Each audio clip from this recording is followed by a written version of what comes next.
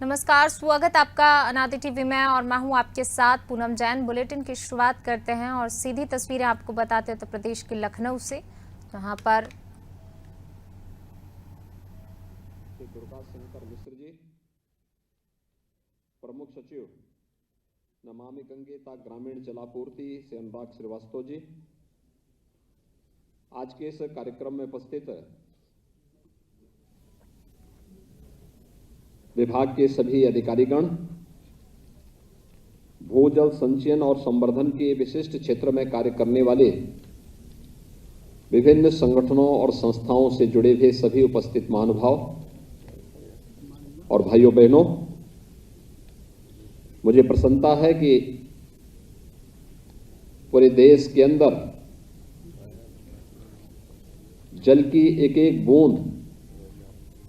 के संरक्षण के साथ ही जल के उचित प्रबंधन के बारे में आदरणीय प्रधानमंत्री जी के विजन को उत्तर प्रदेश सरकार प्रतिवर्ष भूजल सप्ताह के रूप में आयोजित करती है।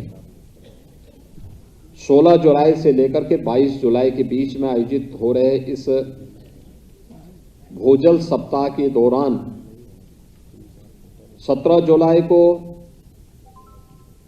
लखनऊ से 10 जनपदों की 550 ग्राम पंचायतों यानी 26 विकासखंड और 550 ग्राम पंचायतों के लिए भूजल रथ का शुभारंभ करने का भी अवसर मुझे प्राप्त हुआ और आज इस समापन समारोह में इस क्षेत्र में कार्य करने वाले विशिष्ट महानुभावों को सम्मानित करने का भी अवसर मुझे प्राप्त हुआ। मैं इस अवसर पर उन्हें बधाई देता हूं और भूजल के लिए कार्य करने वाले, जल संरक्षण, उसके उचित प्रबंधन के लिए कार्य करने वाले उन सभी महानुभावों का जिन्होंने प्रत्यक्ष और अप्रत्यक्ष भागीदारी के माध्यम से इस कार्यक्रम को सफल बनाया है, उन सभी का मैं हृदय से अभिनंदन करता हूं। आप सबका मैं इस अवसर पर स्वागत करता हूं। हम सब जानते हैं कि जल है तो जीवन है और जल और जीवन के बीच की इस भाव को समझता हर व्यक्ति है, लेकिन उसके उचित प्रबंधन के बारे में जो प्रयास होने चाहिए उसमें कहीं ना कहीं वह व्यक्ति चूक जाता है। अनेक उपाय हैं, आज की चिंता है, लेकिन ये आदिकाल से ही जल को भारतीय मनीषा ने बहुत पवित्र भाव के साथ उसे देखा था। पृथ्वी सूक्त में जब इस संपूर्ण ब्रह्मांड के कल्याण की बात होती है तो उसमें जल के भी कल्याण की बात निहित होती है, क्योंकि भारतीय मनीषा इस बात को जानती है कि जीव और जंतु सृष्टि की कल्पना इससे की ही नहीं जा सकती, इसके बगैर हो ही नहीं सकती है।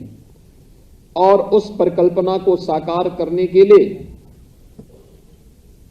जिस प्रकार के कार्यक्रम अलग अलग कालखंड में चले हैं वह हर व्यक्ति देखता है। हम सब जानते थे पहले से ही जल संरक्षण के लिए लोग पवित्र कार्य किस रूप में मानते थे, तालाब खुदवाने का काम करते थे।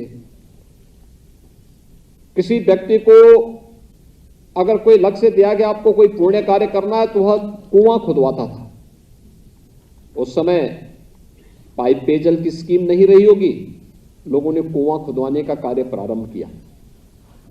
नदियों में गंदगी न करने के लिए लोग प्रोत्साहित करते थे कि भाई गंदगी नहीं करना है। उसको पवित्रता के रूप में हर गांव ने अपने यहां, भारत ने देश के अंदर नदियों की पवित्रता की जब बात की तो उसको मां जैसा पवित्र भाव दिया और गंगा मैया के रूप में हमने भारत की सबसे पवित्र नदी को मान्यता दी। तो मान्यता देने के साथ ही आप जाते होंगे गांवों में, अनेक गांवों में जब मैं जाता हूं मैं देखता हूं वहां की गांव की छोटी सी नदी, कोई छोटा सा नाला है, लेकिन गांव के लोग उसी पवित्र भाव के साथ गांव की गंगा कहकर के उसे संबोधित करते हैं। गंगा भारत की इस पवित्र धारा जो भारत के अंदर भारत की ऋषि और कृषि दोनों परंपराओं के संवर्धन में अपना योगदान दी है, वह गंगा है। और गंगा का पवित्र नाम देकर के लोग जल संरक्षण के लिए अपनी प्रतिबद्धता को और उसकी पवित्रता को बनाए रखने के लिए सदैव कृतसंकल्पित रहे हैं।